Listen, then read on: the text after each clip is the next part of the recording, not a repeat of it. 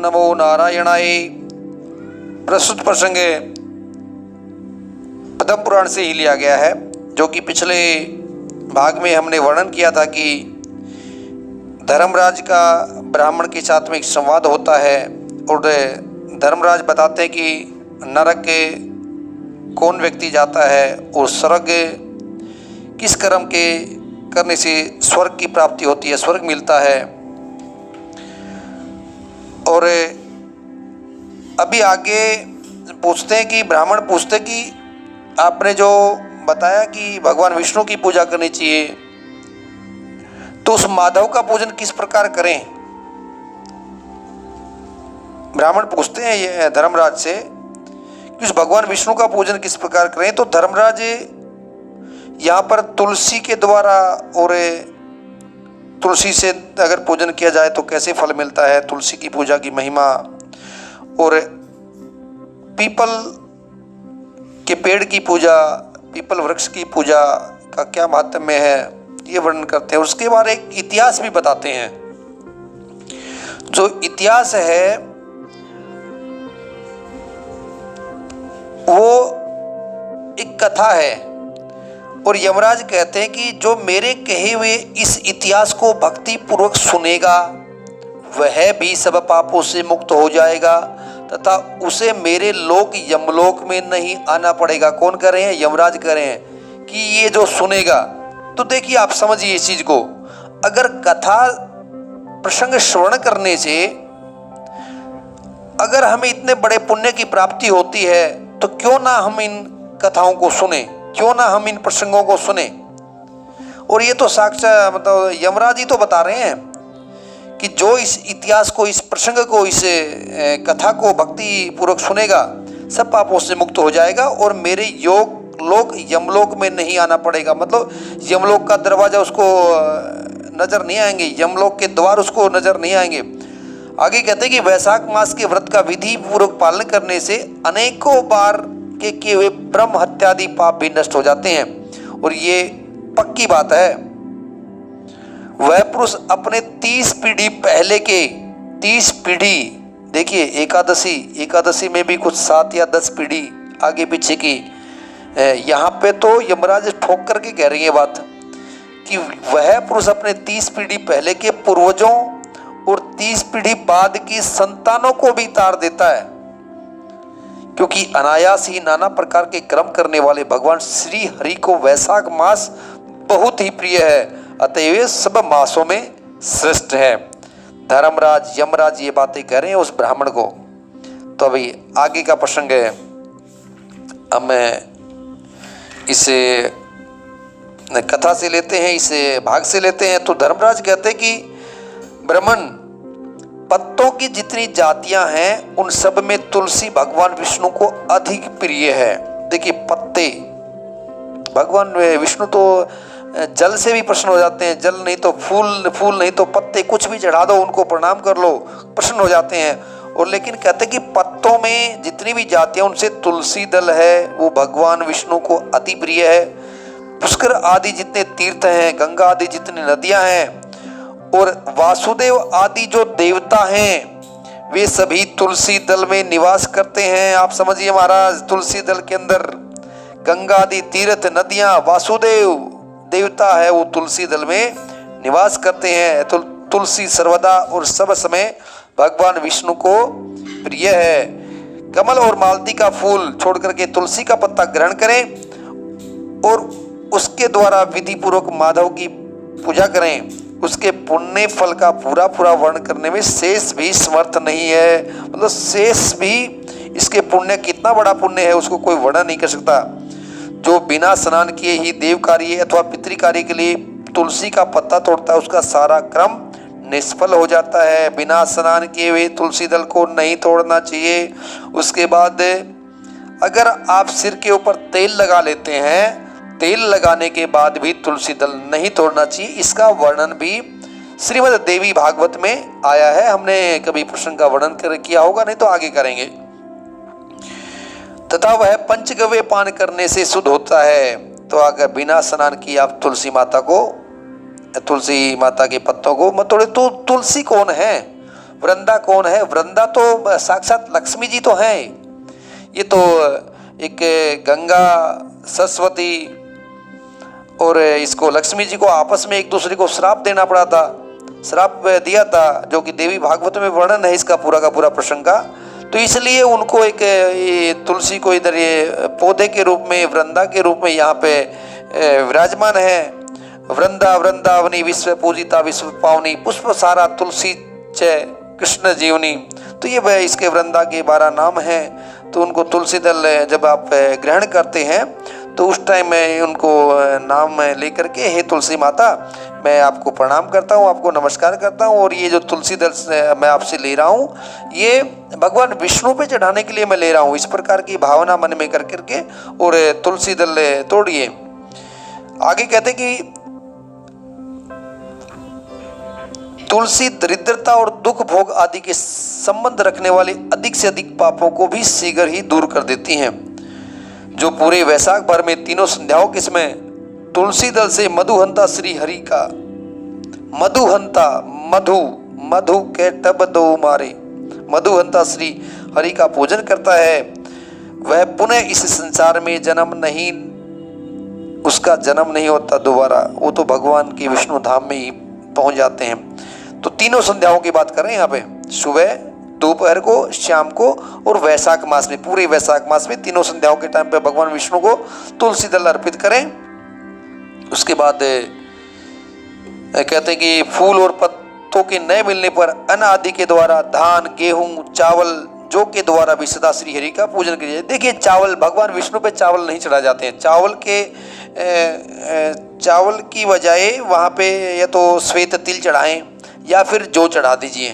तो भगवान विष्णु की पूजा उसके तो चावल से न करें।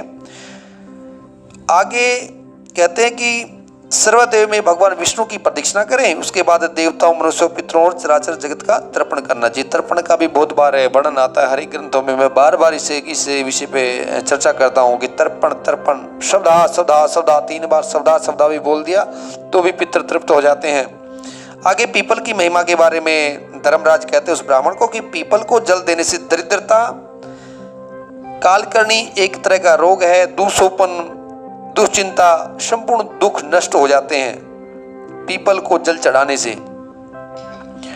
और जो बुद्धिमान पीपल के पेड़ की पूजा करता है उसने अपने पितरों को तृप्त कर दिया, भगवान विष्णु की आराधना कर ली तथा संपूर्ण ग्रहों का भी पूजन कर लिया। पीपल के पेड़ में अगर पीपल के पेड़ की पूजा करते हैं तो देखिए कितना बड़ा पुण्य है, पितर तृप्त हो जाते हैं। भगवान विष्णु की आराधना कर ली। अगर आप जल नहीं चढ़ा सकते तो कम से कम दूर से प्रणाम कर लीजिए पीपल वृक्ष को, तो उससे भी एक पुण्य की प्राप्ति होती है। स्नान करके पीपल के वृक्ष को सिंचन तथा श्री गोविंद का पूजन करने से मनुष्य कभी दुर्गति को नहीं प्राप्त होता है। जो सब कुछ करने में असमर्थ हो वह स्त्री या पुरुष यदि पूर्वोक्त नियमों के युक्त होकर के वैशाख की त्रयोदशी, चतुर्दशी और पूर्णिमा तीनों दिन भक्ति से विधि पूर्वक प्रातः स्नान करे, सब पातकों से मुक्त होकर अक्षय स्वर्ग का उपभोग करता है। अगर आपने पूरे मास विधि पूर्वक वैशाख मास का स्नान नहीं किया तो वैशाख के मास के जो नियम है उसका पालन नहीं किया तो आप 3 दिन उसको फॉलो कीजिए, 3 दिन उस नियमों का निभाइए, वैशाख की त्रयोदशी, चतुर्दशी और पूर्णिमा, तो भी आपको पूरे वैशाख स्नान का फल मिल जाता है।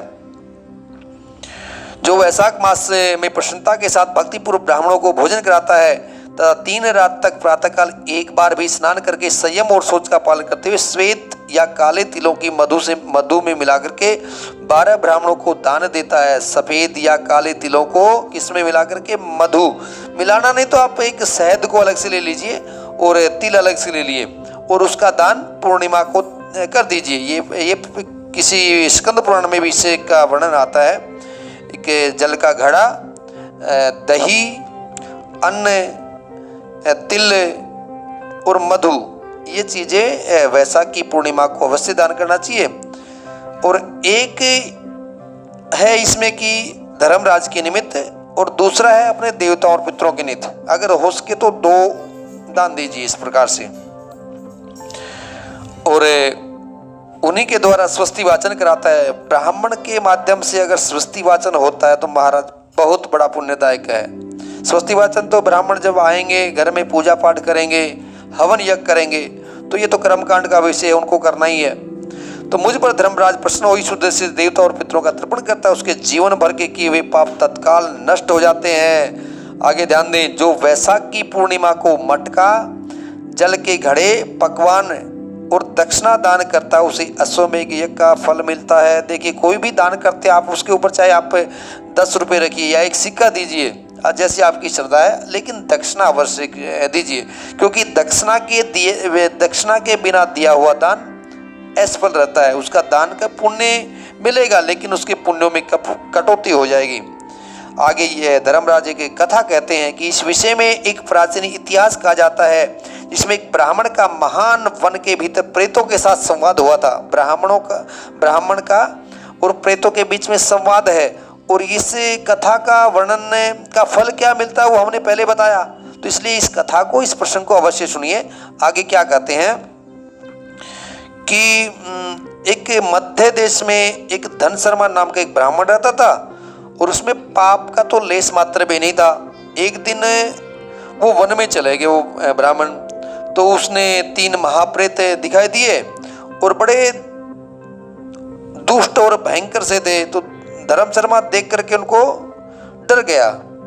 तो धर्म शर्मा ने पूछा कि तुम लोग कौन हो, और ये जो आपको इसी ऐसी अवस्था प्राप्त हुई है वो कैसे हुई है, और मैं तो बड़ा आपसे डर गया हूँ, हालांकि मैं भगवान विष्णु का भक्त हूँ।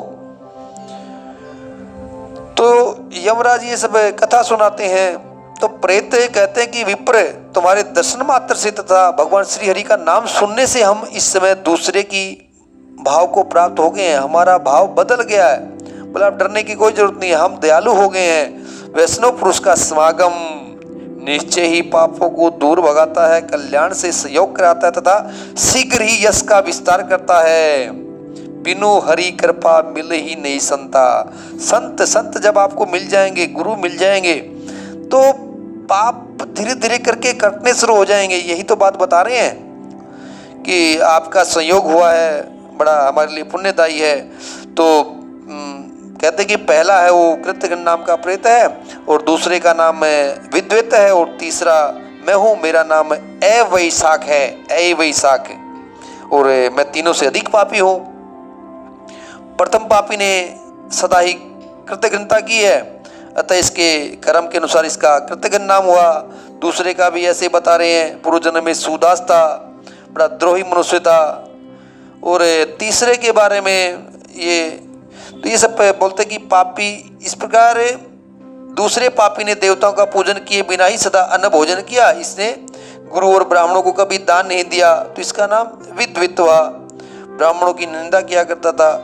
और अवैशाख नाम का जो तीसरा प्रेत, मैं खुद ही हूँ, वो तीसरे प्रेत बता रहे हैं ये बातें, और अवैशाख नाम बता रहा है। अभी देखिए, अवैशाख बोलता है कि मैं पूर्व जन्म में ब्राह्मण था और मध्य देश में मेरा जन्म हुआ था। मेरा नाम भी गौतम था और गोत्र भी गौतम ही नाम था, और गौतम उसका गोत्र भी था। गौतम गोत्र के ब्राह्मण आज भी हैं।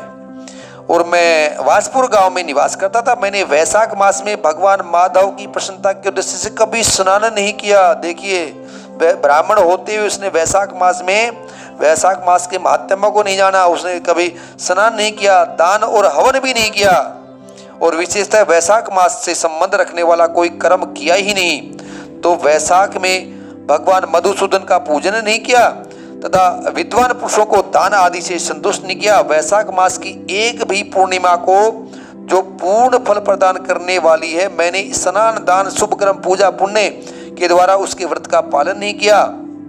इससे मेरा सारा वैदिक क्रम निष्फल हो गया।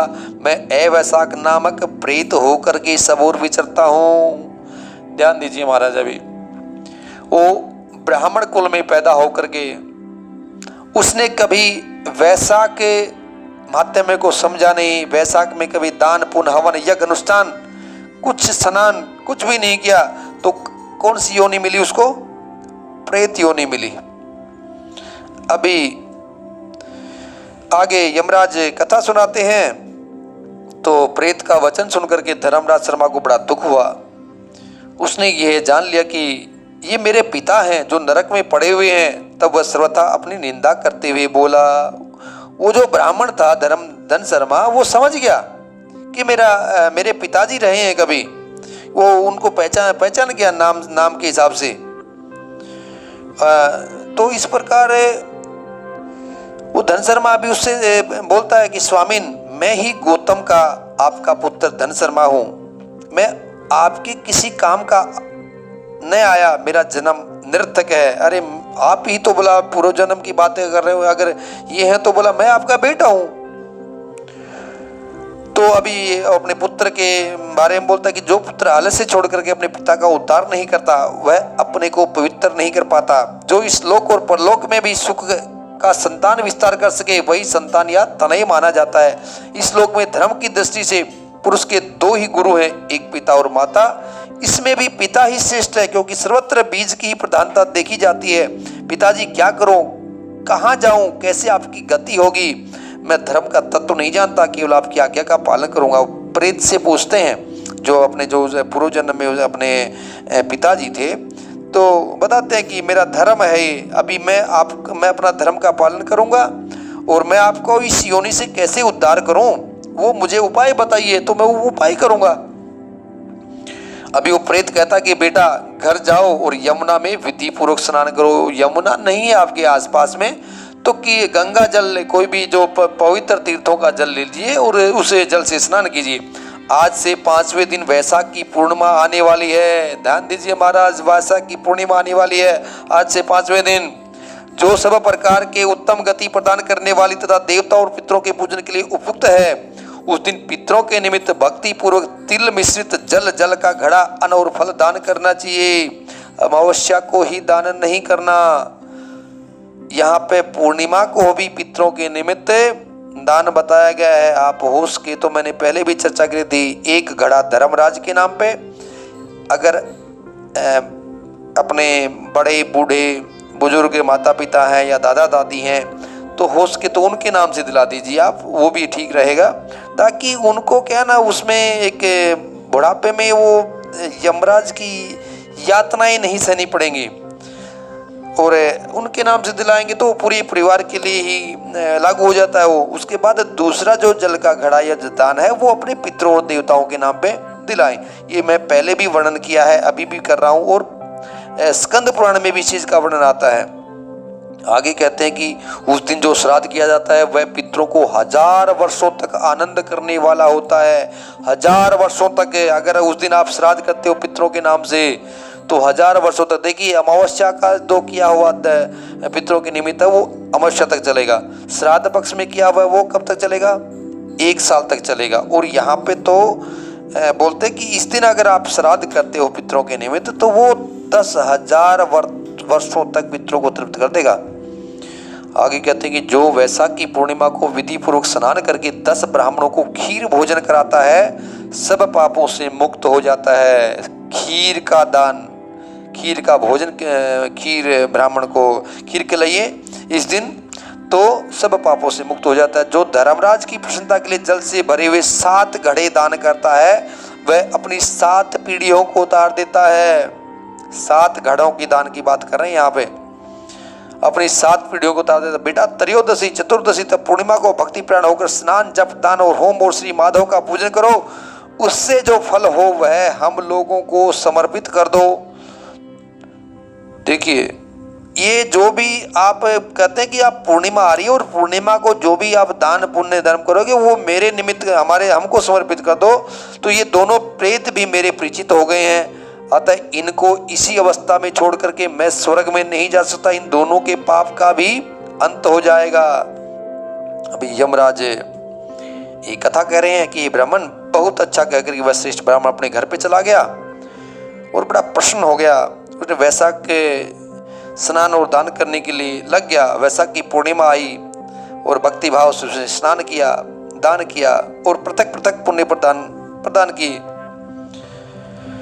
और उस पवित्र दान के सहयोग से सब आनंद मगन होकर के विमान पर बैठ करके तत्क्षण वो स्वर्ग को चले गए। जो प्रेत योनि में उसके पिताजी पड़े हुए थे और प्रेत योनि में उसके साथ में 2 प्रेत और थे, वो उस वैशाख के दान पुण्य को प्राप्त करने के बाद स्वर्ग चले जाते हैं। आगे कहते हैं कि ये वैशाख की पूर्णिमा परम पुण्यमयी, समस्त विश्व को पवित्र करने वाली है। इसका महात्म्य बहुत बड़ा है, अतएव मैंने संक्षेप में तो उन्हें इसका महत्व बतला दिया। जो वैशाख मास में प्रातःकाल स्नान करके नियमों के पालन से विशुद्ध चित्त हो भगवान मधुसूदन की, भगवान विष्णु की, बाल गोपाल की पूजा करते हैं, वे पुरुष धन्य हैं, वे ही पुण्य आत्मा हैं, वे ही संसार में पुरुषार्थ के भागी हैं। जो मनुष्य वैशाख मास में सवेरे स्नान करके संपूर्ण यम नियमों से युक्त होकर के भगवान विष्णु की आराधना करता है, वह निश्चय ही अपने पापों का नाश कर डालता है। और प्रातः उठ करके भगवान विष्णु की पूजा के लिए गंगा जी में जल में डुबकी लगाते हैं। उन्हीं पुरुषों ने समय का सदुपयोग किया है, वे ही मनुष्यों में धन्य तथा पाप रहते हैं। वैशाख मास में प्रातःकाल नियम युक्त हो मनुष्य सब तीर्थों में स्नान करने के लिए पैर बढ़ाता है, उस समय श्री माधव के स्मरण और नाम कीर्तन से उसका एक एक पग अश्वमेघ यज्ञ के समान पुण्य देने वाला होता है।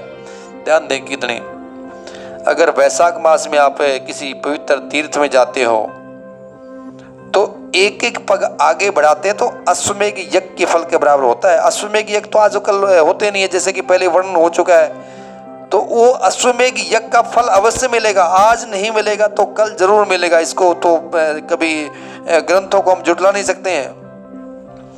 आगे कहते कि जो मेरे इस कहे हुए इतिहास को भक्तिपूर्वक सुनेगा वह भी सब पापों से मुक्त हो जाता है तथा उसे मेरे लोक यमलोक में नहीं आना पड़ता।